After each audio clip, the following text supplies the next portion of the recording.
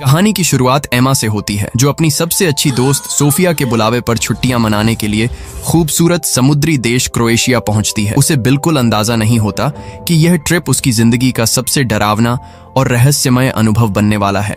ये जगह सिर्फ अपने शानदार नज़ारों के लिए ही नहीं, बल्कि वहाँ के मेहमान नवाज लोगों के लिए भी मशहूर है। एयरपोर्ट से होटल तक आते समय ड्राइवर मार्क एमा की इतनी मदद करता है कि अगर एमा मना न करती तो शायद उसका पूरा सामान खुद कमरे तक पहुँचा देता। मार्क का यह व्यवहार एमा पर अच्छा प्रभाव छोड़ता है और जाते जाते वह उसका नंबर भी ले लेती है, क्योंकि अनजान शहर में कोई भरोसेमंद इंसान होना हमेशा काम आता है। कुछ ही देर बाद सोफिया नीचे आकर एमा का स्वागत करती है और उसे अपने अपार्टमेंट में ले जाती है। समुद्र के किनारे बना वह शानदार घर देखकर एमा दंग रह जाती है। दोस्त की इतनी शानदार मेहमान नवाजी देखकर उसे थोड़ा संकोच होता है, इसलिए वह अपने साथ लाया हुआ छोटा सा गिफ्ट सोफिया को देती है। भले ही वह कोई महंगा तोहफा नहीं था, लेकिन उसमें दोस्ती और प्यार की भावना थी। वैसे भी सोफिया को पैसों की कोई कमी नहीं थी। शाम होते ही दोनों तैयार होकर डिनर के लिए निकलती हैं। बाहर जाते समय उनकी मुलाकात मकान मालिक विक्टर से होती है। पहली नजर में वह बेहद सभ्य और पढ़ा लिखा इंसान लगता है, लेकिन असल में वह काफी अमीर मकान मालिक है। एमा उसके घर की तारीफ करती है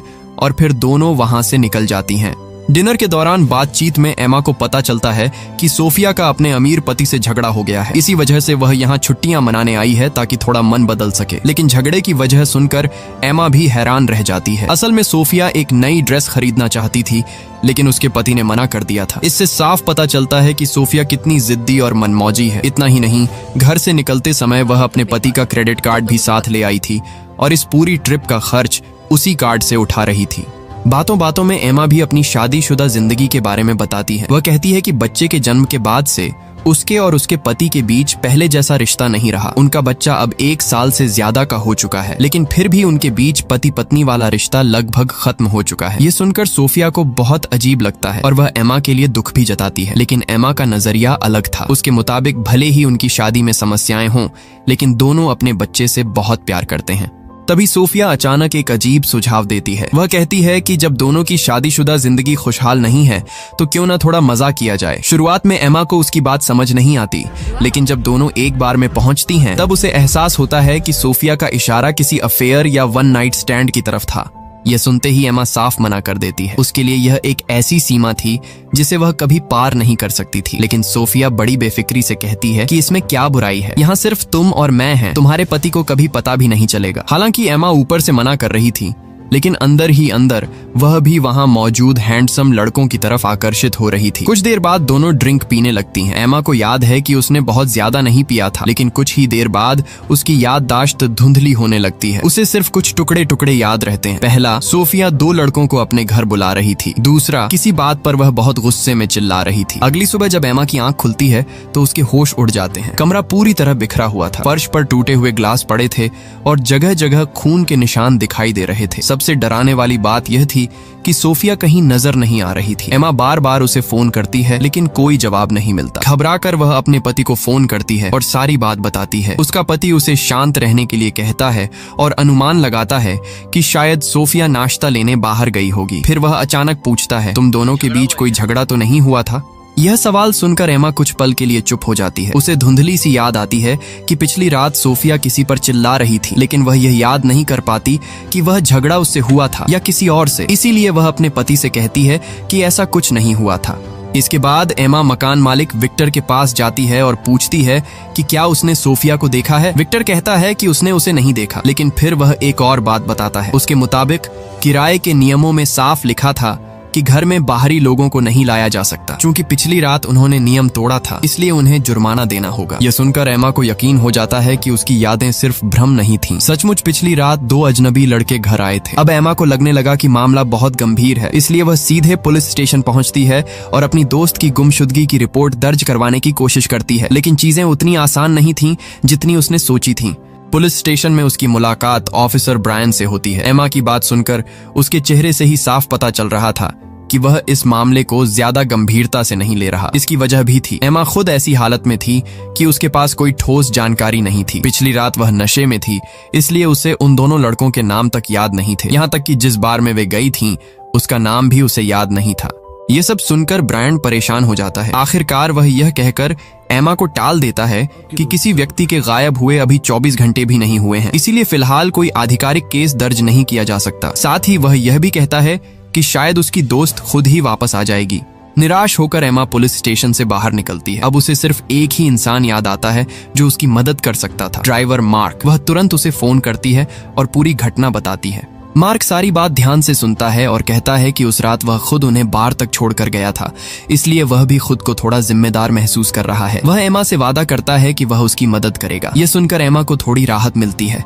दोनों उसी बार में पहुंचते हैं जहां वे पिछली रात गई थी। मार्क के दबाव डालने पर बार के कर्मचारियों से कुछ जानकारी निकलवाने में सफलता मिलती है। तब उन्हें पता चलता है कि वे दोनों लड़के बार के आम ग्राहक नहीं थे। वे दरअसल पैसे लेकर महिलाओं के साथ समय बिताने वाले एस्कॉर्ट थे। यह सुनकर एमा पूरी तरह हैरान रह जाती है। वह कहती है कि उसने कभी किसी ऐसे व्यक्ति को हायर नहीं किया था। तब मार्क पूछता है, क्या यह हो सकता है कि उन्हें सोफिया ने बुलाया हो? ये सुनते ही एमा को पिछली रात की बातें याद आने लगती हैं। अब उसे समझ आता है कि सोफिया जब मजाक करने की बात कर रही थी तो उसका असली मतलब क्या था। सौभाग्य से मार्क उन दोनों लड़कों को पहचानता था, क्योंकि वह उन्हें अक्सर उस बार में देखता था। थोड़ी खोजबीन के बाद वह दोनों को मिलने के लिए बुला लेता है, लेकिन जैसे ही वे दोनों लड़के एमा को देखते हैं, अचानक घबराकर भागने लगते हैं। उनकी यह हरकत पूरे मामले को और भी रहस्यमय बना देती है। क्या सचमुच उनका सोफिया के गायब होने से कोई संबंध था? मार्क तुरंत उनके पीछे दौड़ पड़ता है। काफी देर तक पीछा करने के बाद वह उनमें से एक को पकड़ लेता है। दबाव पड़ने पर वह लड़का आखिरकार सच बोल देता है। उसके मुताबिक उसे नहीं पता कि सोफिया कहाँ है। वह इसलिए भागा क्योंकि उस रात उसने मौका देखकर सोफिया का बैग और मोबाइल चुरा लिया था। इसके बाद वह गिड़गिड़ाते हुए कहता है कि अगर उसे पुलिस के हवाले न किया जाए तो वह चोरी किया हुआ सामान वापस कर देगा। उसकी बातों से ऐसा नहीं लग रहा था कि वह झूठ बोल रहा है, इसलिए एमा उससे सिर्फ सोफिया का बैग और फोन वापस ले लेती है और उसे जाने देती है। लेकिन इसके बाद एमा मार्क से एक और महत्वपूर्ण बात साझा करती है। वह बताती है कि उस रात उसने ज्यादा शराब नहीं पी थी, उसने सिर्फ थोड़ी सी ड्रिंक ली थी। लेकिन उसके बाद अचानक उसकी याददाश्त गायब हो गई थी और उसे कुछ भी याद नहीं रहा। उसे शक था कि शायद उन एस्कॉर्ट लड़कों ने उसकी ड्रिंक में कुछ मिला दिया था, लेकिन मार्क इस संभावना को तुरंत खारिज कर देता है। वह कहता है, अगर उन्होंने तुम्हें ड्रग दिया होता तो तुम्हारा बैग और बाकी सामान भी चुरा लेते, सिर्फ सोफिया का सामान क्यों लेते? फिर वह एक और चौंकाने वाली बात कहता है, मुझे लगता है कि अगर किसी ने तुम्हारी ड्रिंक में कुछ मिलाया था तो वह खुद सोफिया थी। एमा हैरानी से उसकी तरफ देखती है। मार्क समझाता है कि शायद सोफिया चाहती थी कि एमा उस रात पूरी तरह खुलकर मस्ती करे और किसी तरह की झिझक महसूस न करे, लेकिन एमा के लिए यह बात समझना मुश्किल था। आखिर उसकी दोस्त ऐसा क्यों करेगी? इन सवालों के जवाब अभी भी उसके पास नहीं थे। इसी बीच एमा दोबारा पुलिस स्टेशन पहुंचती है। इस बार उसकी मुलाकात स्टेशन चीफ एडम से होती है, लेकिन यहाँ एक बेहद चौंकाने वाली बात सामने आती है। जब एमा पूरी कहानी एडम को सुनाती है तो वह हैरान रह जाता है, क्योंकि उसे इस मामले के बारे में कुछ भी पता नहीं था। दरअसल पिछली बार जब एमा शिकायत दर्ज करवाने आई थी, तब ऑफिसर ब्रायन ने उसकी रिपोर्ट को गंभीरता से लिया ही नहीं था। उसने रिपोर्ट आगे भेजी ही नहीं। ब्रायन का मानना था कि सोफिया किसी आदमी के साथ घूम रही होगी और कुछ दिनों बाद खुद वापस आ जाएगी, यानी सिर्फ उसकी लापरवाही की वजह से पूरे मामले में 24 घंटे की देरी हो चुकी थी। लेकिन जैसे ही एमा सोफिया का बैग और फोन दिखाती है, एडम तुरंत केस दर्ज कर लेता है। इतना ही नहीं, वह एमा को मेडिकल जांच के लिए भी भेजता है ताकि यह पता लगाया जा सके कि उसके साथ कोई यौन अपराध तो नहीं हुआ। अब पहली बार एमा को लगता है कि कोई अधिकारी सचमुच अपना काम कर रहा है, लेकिन मेडिकल रिपोर्ट आने में 24 घंटे लगने वाले थे, इसलिए एक बार फिर उसे बिना किसी ठोस जवाब के घर लौटना पड़ता है। कुछ देर बाद वह सोफिया के अमीर पति को फोन करती है और पूछती है कि क्या उसे अपनी पत्नी के बारे में कोई जानकारी मिली है, लेकिन उसका जवाब सुनकर एमा स्तब्ध रह जाती है। वह बेहद बेपरवाही से कहता है कि सोफिया अक्सर ऐसा करती रहती है। वह लोगों का ध्यान अपनी तरफ खींचने के लिए नाटक करती है और शायद कुछ दिनों में खुद वापस आ जाएगी। इतना कहकर वह फोन काट देता है। उसकी इस प्रतिक्रिया से साफ था कि उसकी पत्नी के गायब होने की उसे बिल्कुल चिंता नहीं थी। एमा को यह व्यवहार बहुत अजीब लगता है, लेकिन फिलहाल उसके पास इससे भी बड़ी परेशानियां थीं। फोन कटने के बाद एमा वापस अपार्टमेंट पहुंचती है। वहां पहुंचकर वह देखती है कि सोफिया का सामान बिस्तर पर रखा हुआ है। एक पल के लिए उसे लगता है कि शायद सोफिया वापस आ गई है, लेकिन अगले ही पल उसकी उम्मीद टूट जाती है। कमरे में सोफिया नहीं बल्कि मकान मालिक विक्टर खड़ा था। विक्टर एमा को बताता है कि उनके किराए की अवधि खत्म हो चुकी है और जल्द ही नए किराएदार आने वाले हैं, इसलिए उसे कमरा खाली करना होगा। यह सुनकर एमा पूरी तरह परेशान हो जाती है। उसकी दोस्त गायब है, पुलिस के पास कोई जवाब नहीं है और अब उसके सिर से रहने की जगह भी छिन रही थी। लेकिन तभी विक्टर एक और प्रस्ताव रखता है। वह कहता है कि उसके पास एक बेसमेंट रूम भी है जो अभी खाली पड़ा है। अगर एमा चाहे तो वहाँ रह सकती है, किराया भी वह कम लेगा। एमा के पास कोई दूसरा विकल्प नहीं था। अगर सोफिया वापस आती तो उसे सबसे पहले इसी जगह के बारे में पता चलता, इसलिए वह विक्टर का प्रस्ताव स्वीकार कर लेती है। हालांकि इस दौरान विक्टर के चेहरे पर कुछ ऐसा भाव था जिसने एमा को असहज कर दिया। उसकी मुस्कान अजीब और संदिग्ध लग रही थी। एक पल के लिए एमा के मन में भी सवाल आता है, क्या कहीं विक्टर ही इस पूरे मामले के पीछे तो नहीं, या फिर वह कुछ छिपा रहा है। समय बीतता जाता है। लगातार 2 दिनों तक सोफिया को ढूंढते ढूंढते एमा पूरी तरह थक चुकी थी। बेसमेंट में पहुंचते ही वह बिस्तर पर गिर पड़ती है और गहरी नींद में सो जाती है। जब उसकी आंख खुलती है तो आधी रात हो चुकी होती है। अचानक उसे सोफिया का मोबाइल याद आता है। वह सोचती है कि अगर किसी तरह फोन खुल जाए तो शायद उसके अंदर कोई ऐसा सुराग मिल जाए जो पुलिस को नहीं मिला, लेकिन फोन पासवर्ड से लॉक था। काफी कोशिशों के बाद भी वह उसे नहीं खोल पाती। अब उसके पास सिर्फ पुलिस की रिपोर्ट का इंतजार करने के अलावा कोई रास्ता नहीं था। लेकिन अगली खबर उसकी उम्मीदों से कहीं ज्यादा भयानक साबित होती है। कुछ देर बाद पुलिस की तरफ से कॉल आता है और जो खबर उसे मिलती है वह सुनकर उसकी दुनिया हिल जाती है। झील के किनारे एक महिला की लाश मिली थी। वह लाश सोफिया की थी। पानी में काफी समय तक रहने की वजह से उसकी हालत बेहद खराब हो चुकी थी। ये सुनते ही एमा टूट जाती है। जिस दोस्त के साथ वह कुछ दिन पहले हंस रही थी, घूम रही थी, आज वही दोस्त एक ठंडी लाश बन चुकी थी। खबर मिलते ही एमा का पति भी वहां पहुंच जाता है। पुलिस जांच के बाद बताती है कि सोफिया की मौत दुर्घटना नहीं थी। वह गलती से पानी में नहीं गिरी थी। उसके सिर पर जोरदार चोट मारी गई थी और फिर उसे झील में फेंका गया था। यानी यह साफ साफ हत्या का मामला था। अब तक की जानकारी के आधार पर सबसे बड़े संदिग्ध वही 2 एस्कॉर्ट लड़के थे जो उस रात उनके घर आए थे। पुलिस एमा और उसके पति को घर जाने के लिए कहती है और भरोसा दिलाती है कि जांच जारी रहेगी।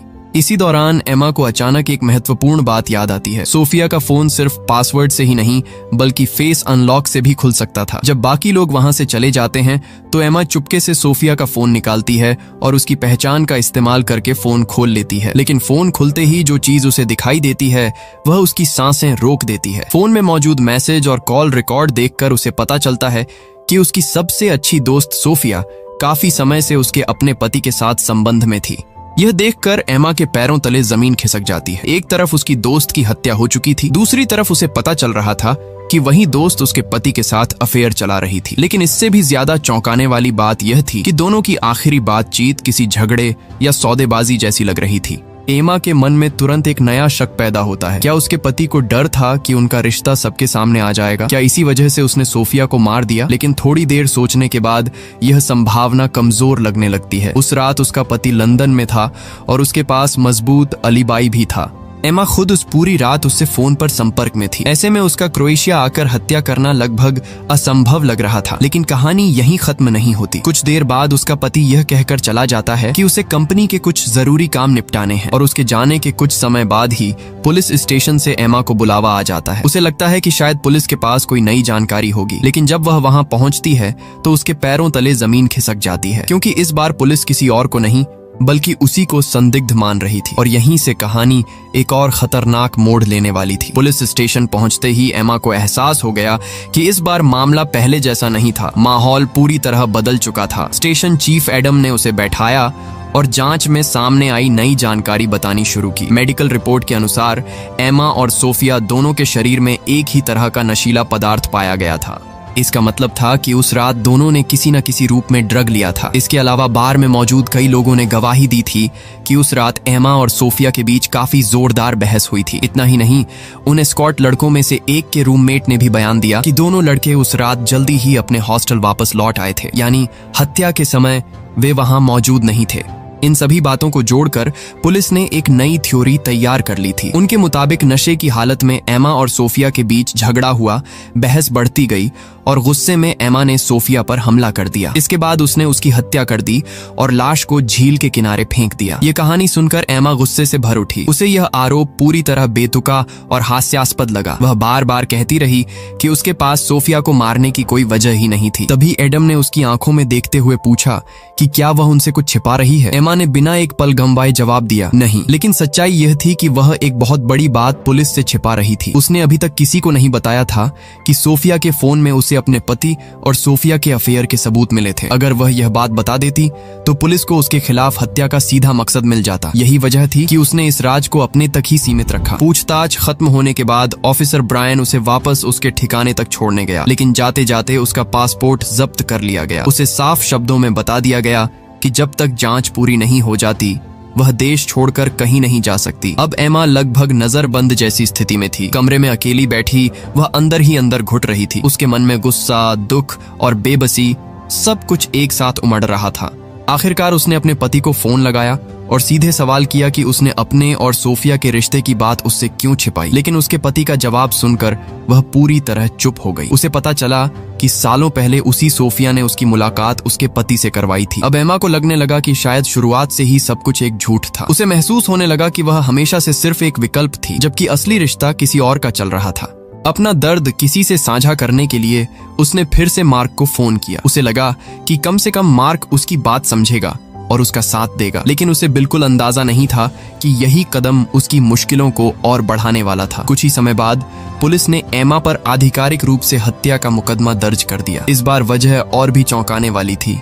पुलिस ने मार्क की पूरी पृष्ठभूमि खंगालनी शुरू कर दी थी। जांच में पता चला कि कई साल पहले उसका नाम अल्बानिया के एक आपराधिक गिरोह से जुड़ा हुआ था। उस पर आरोप था कि वह पैसे लेकर लोगों के लिए हिंसक काम करता था। बाद में वह क्रोएशिया आ गया और नई पहचान के साथ सामान्य जिंदगी जीने लगा। अब पुलिस ने एक नई कहानी तैयार कर ली थी। उनके अनुसार एमा ने अपने पति और सोफिया के अफेयर के बारे में पता चलने के बाद बदला लेने की योजना बनाई। उसने मार्क को पैसे देकर सोफिया की हत्या करवाई और फिर खुद को मासूम दिखाने की कोशिश की। यह सुनकर एमा पूरी तरह हैरान रह गई। उसने बार बार कहा कि उसका मार्क से कोई पुराना रिश्ता नहीं है और उसने कभी किसी को नुकसान पहुंचाने के बारे में नहीं सोचा। लेकिन तभी एडम ने एक ऐसी बात सामने रख दी जिसका जवाब एमा के पास नहीं था।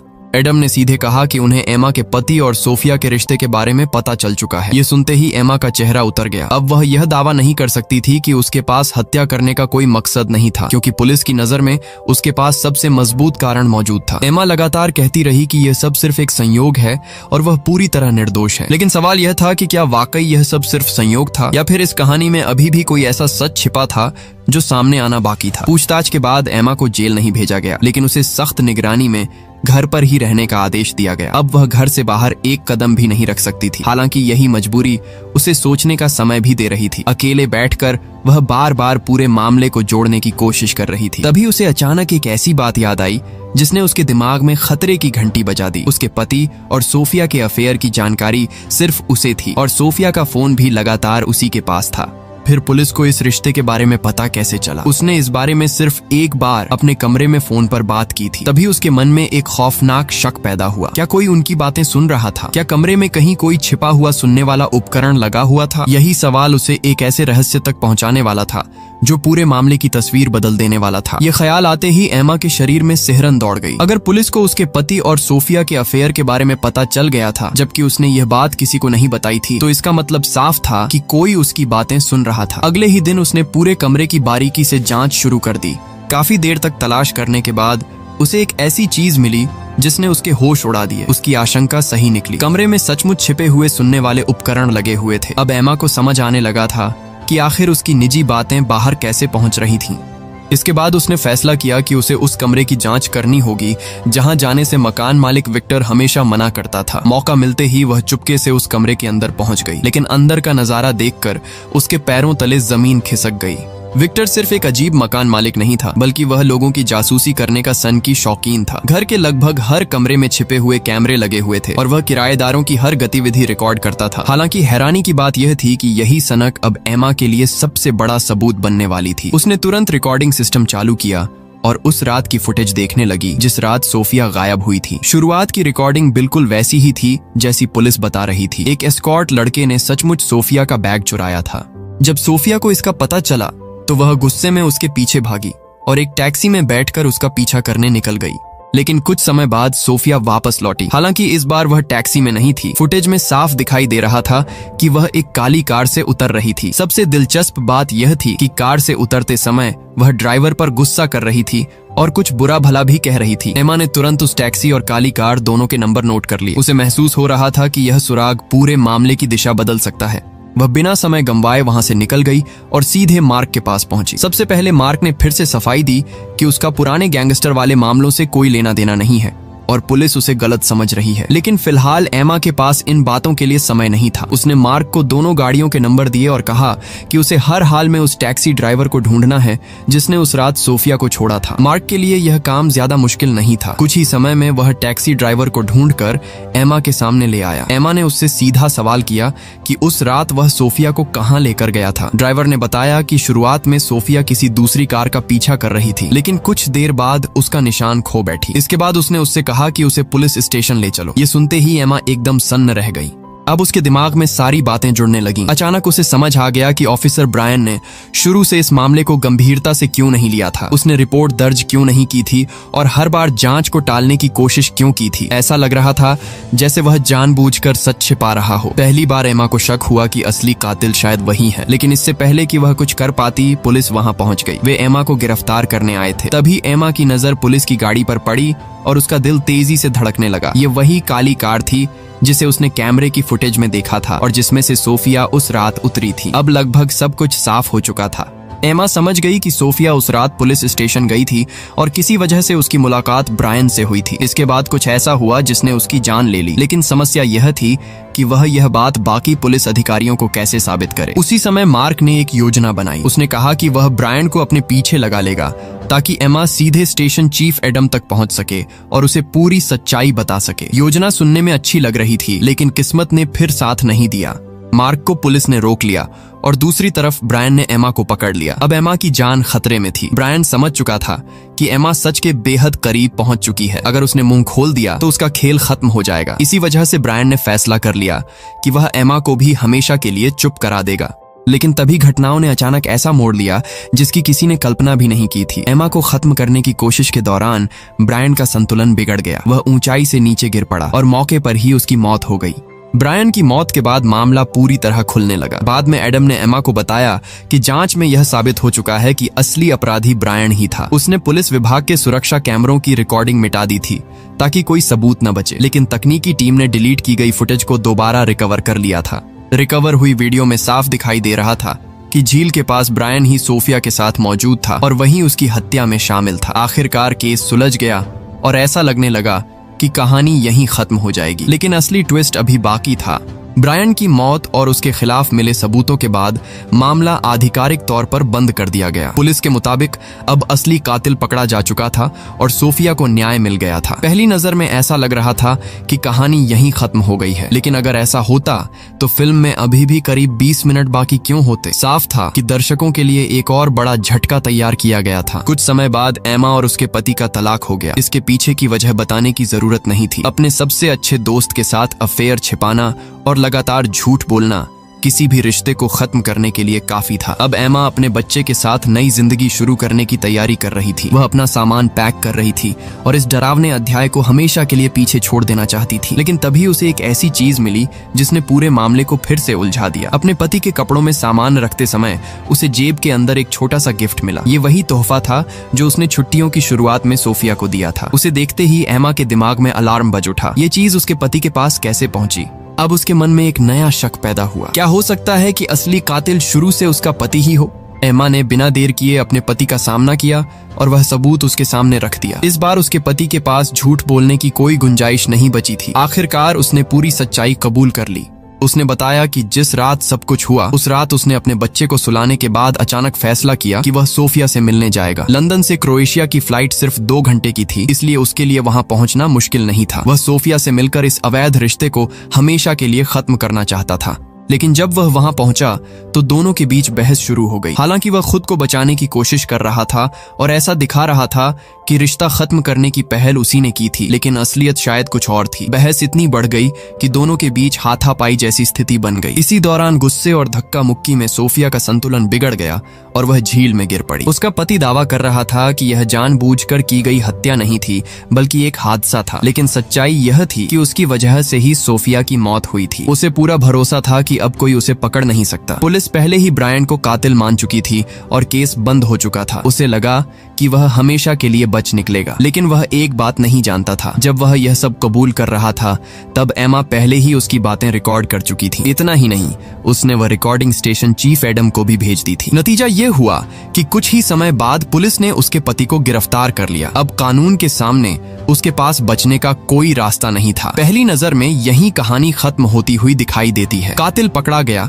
गुनहगार जेल पहुंच गया और एमा को न्याय मिल गया। लेकिन फिल्म का सबसे दिलचस्प हिस्सा अभी बाकी था।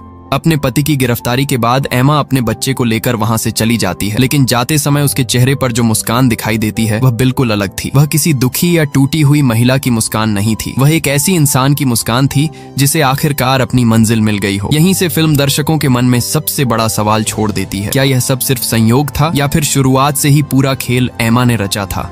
यह शक यूं ही पैदा नहीं होता। आखिर फिल्म के अंत में एमा और मार्क एक दूसरे के बेहद करीब आ जाते हैं और बाद में दोनों शादी भी कर लेते हैं। अगर इस नजरिए से पूरी कहानी को दोबारा देखा जाए तो कई घटनाएं अलग अर्थ देने लगती हैं। संभव है कि एमा को पहले से ही अपने पति और सोफिया के रिश्ते के बारे में पता हो सकता है कि वह लंबे समय से दोनों से नफरत करती हो और सही मौके का इंतजार कर रही हो। जब सोफिया ने उसे छुट्टियों पर बुलाया तब शायद उसने उसी मौके का फायदा उठाने का फैसला किया। उसने पूरी यात्रा के दौरान एक ऐसी योजना तैयार की जिसमें हर व्यक्ति धीरे धीरे उसकी चाल का हिस्सा बनता गया। एक तरफ उसके पति ने अपनी प्रेमिका को खो दिया, दूसरी तरफ वही प्रेमिका हमेशा के लिए उसकी जिंदगी से भी बाहर हो गई। अंत में उसका पति जेल पहुंच गया और एमा अपने बच्चे के साथ आजाद हो गई। क्या सचमुच यही हुआ था? क्या मार्क शुरू से उसका साथी था? क्या यह पूरी छुट्टी दरअसल एक सोची समझी बदले की योजना थी? फिल्म इन सवालों का कोई सीधा जवाब नहीं देती। यही वजह है कि इसका अंत इतना दिलचस्प बन जाता है। हर दर्शक अपनी समझ के हिसाब से अलग निष्कर्ष निकाल सकता है। कुछ लोगों को लगेगा कि एमा सिर्फ परिस्थितियों की शिकार थी, जबकि कुछ लोगों को यकीन होगा कि असली मास्टरमाइंड वही थी। और इसी रहस्य के साथ फिल्म खत्म हो जाती है। अगर आपको वीडियो अच्छी लगी हो तो वीडियो को लाइक एंड चैनल को सब्सक्राइब जरूर करें।